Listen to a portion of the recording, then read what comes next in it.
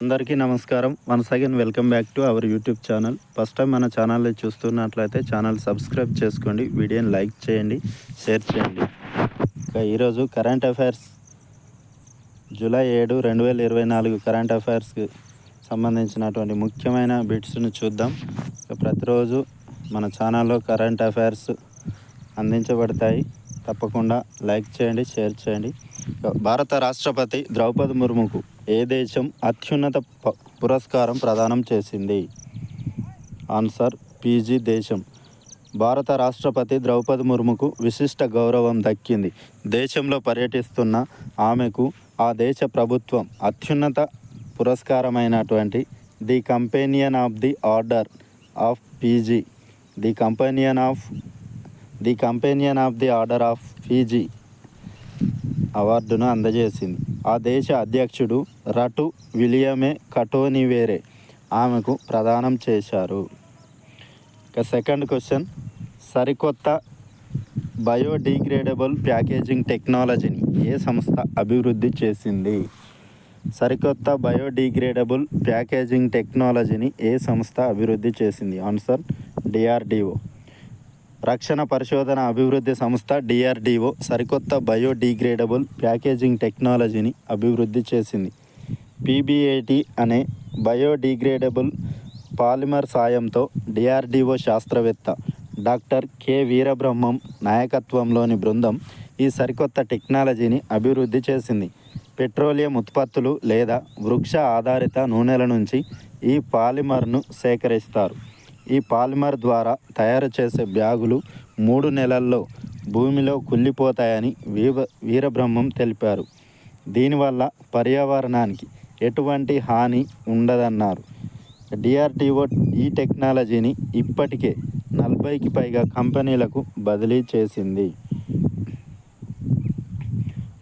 Next question, సాయుధ బలగాల భద్రత కోసం ఏ ఇన్స్టిట్యూట్ ప్రత్యేకమైన విద్యుత్ ఉత్పత్తి చేసే బూట్లను తయారు చేసింది?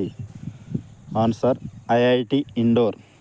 సాయుధ బలగాల సిబ్బంది భద్రతను, సామర్థ్యాన్ని పెంపొందించేందుకు ఇండోర్లోని Indian institute of technology IIT ప్రత్యేక బూట్లను తయారు చేసింది. విద్యుత్తును ఉత్పత్తి చేయగలిగే టెక్నాలజీతో కూడిన ఈ బూట్లను ధరించడం ద్వారా సైనికులు తామున్న రియల్ టైం లొకేషన్ను తెలుసుకునేందుకు కూడా వీలవుతుందని అధికారులు తెలిపారు. తొలి బ్యాచ్లో తయారు చేసినటువంటి 10 జతల బూట్లను ఇప్పటికే రక్షణ పరిశోధన అభివృద్ధి సంస్థ డిఆర్డిఓకు పంపినట్లు IIT Indore director professor Suhas Joshi తెలిపారు. ట్రైబో ఎలక్ట్రిక్ నానో జనరేటర్ టెక్నాలజీతో కూడిన ఈ బూట్లు ప్రతి అడుగుకు విద్యుత్తును ఉత్పత్తి చేయగలవని తెలిపారు. బంగ్లాదేశ్ మధ్యంతర ప్రభుత్వ హెడ్ ప్రధానిగా ఎవరు నియమితులయ్యారు? ఆన్సర్ నోబెల్ అవార్డు గ్రహీత మహమ్మద్ యూనస్. నోబెల్ అవార్డు గ్రహీత మహమ్మద్ యూనస్ బంగ్లాదేశ్ మధ్యంతర ప్రభుత్వ ప్రధానిగా నియమిస్తున్నట్లు ప్రెసిడెంట్ ప్రెస్ సెక్రటరీ వెల్లడించారు. 84 ఏళ్ల యూనస్ బంగ్లాదేశ్లో గ్రామీణ బ్యాంకును నెలకొల్పి ఎంతోమందిని పేదరికం నుంచి బయటపడేశారు. షేక్ హసీనాకు రాజకీయ ప్రత్యర్థిగా ఉన్నారు. ఆయన అమెరికాకు అనుకూలంగా ఉంటారని పేరు ఉంది.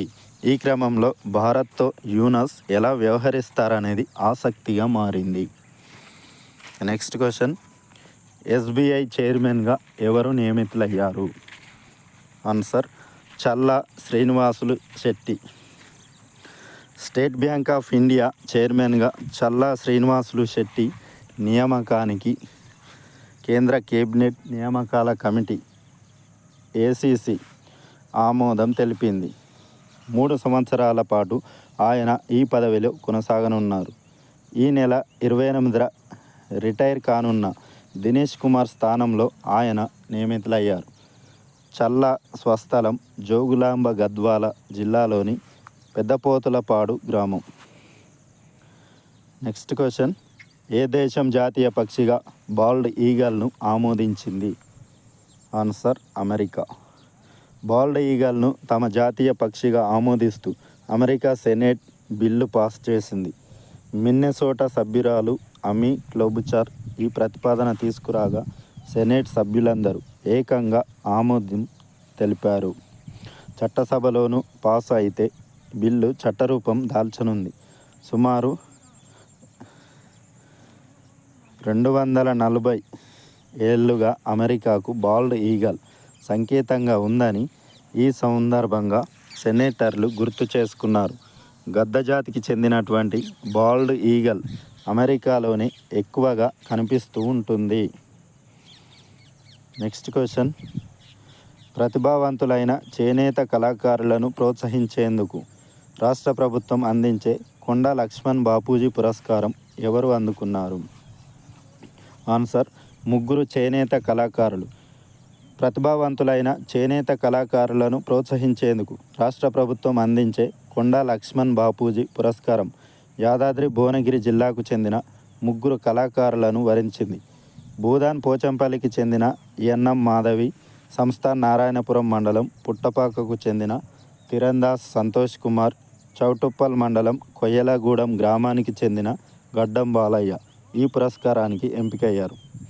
285 కొయ్యలు, 5 సహజ రంగులు వాడి 3 ఆసుమడతలతో ఎన్ఎం మాధవి రూపొందించిన 46.5 అడుగుల యార్ట్వేజ్ వస్త్రానికి ఈ పురస్కారం దక్కింది. అలాగే 72 డిజైన్లు 12 రంగులతో తిరందాస్ సంతోష్ కుమార్ రూపొందించిన తేలియా రుమాల్ అనే వస్త్రం అవార్డు తెచ్చిపెట్టింది. అలాగే 30 రకాల సహజ రంగులు వాడి నూతన ర్యాంపో డిజైన్లో బాలయ్య రూపొందించిన మలబార్ సిల్క్ చీర పురస్కారం సాధించి పెట్టింది. నెక్స్ట్ క్వశ్చన్, ఇంద్రగాంటి శ్రీకాంత శర్మ సాహితీ పురస్కారం 2024కు ఎవరు ఎంపికయ్యారు? ప్రముఖ కవి అప్సర్. ఇంద్రగంటి శ్రీకాంత శర్మ సాహితీ పురస్కారం 2024 ఏడాదికి గాను ప్రముఖ కవి అప్సర్ ఎంపికైనట్లు పురస్కార కమిటీ సభ్యులు ఇంద్రగంటి జానకి బాల, షీలా సుభద్రాదేవి, ఇంద్రగంటి మోహనకృష్ణ తెలిపారు. ఈ నెల 14న రవీంద్ర భారతిలో సాయంత్రం 6 గంటలకు జరిగే కార్యక్రమంలో ఈ పురస్కారాన్ని ప్రదానం చేయనున్నట్లు తెలిపారు. ఈ పురస్కారంతో పాటు 25,000 నగదు జ్ఞాపిక బహుకరిస్తామని తెలిపారు. నెక్స్ట్ క్వశ్చన్, అవయవ దానంలో ఏ రాష్ట్రం అగ్రస్థానంలో నిలిచింది? ఆన్సర్, తెలంగాణ. అవయవ దానంలో తెలంగాణ అగ్రస్థానంలో నిలిచింది.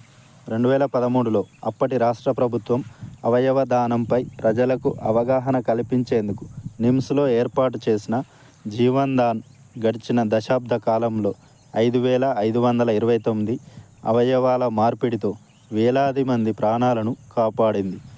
ఈ నెల 3వ తేదీన 14వ ఇండియన్ ఆర్గాన్ డొనేషన్ డే నాడు ఢిల్లీలోని అంబేద్కర్ ఇంటర్నేషనల్ సెంటర్లో నిర్వహించినటువంటి కార్యక్రమంలో కేంద్ర మంత్రి అనుప్రియ పటేల్ అందించిన అవార్డును జీవన్ దాన్ నోడల్ అధికారి డాక్టర్ స్వర్ణలత స్వీకరించడం జరిగింది.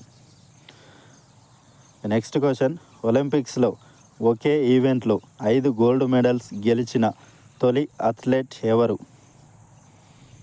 Answer, Mijain Lopez, Cuba wrestler. ఒలింపిక్స్లో ఒకే ఈవెంట్లో 5 గోల్డ్ మెడల్స్ గెలిచిన తొలి అథ్లెట్గా Cuba wrestler Mijain Lopez record సృష్టించారు. ప్యారిస్ ఒలింపిక్స్లో పురుషుల గ్రీకో రోమన్ 130 కేజీ ఈవెంట్లో స్వర్ణ పథకం గెలిచినటువంటి ఆయన అంతకుముందు 2008, 2012, 2016, 2020 ఒలింపిక్స్లోనూ గోల్డ్ మెడల్ సాధించారు. తాజాగా ఈ సంవత్సరం గోల్డ్ గెలిచిన అనంతరం రిటైర్మెంట్ ప్రకటించడం జరిగింది. Okay, thanks for watching. Please subscribe my channel. Thank you.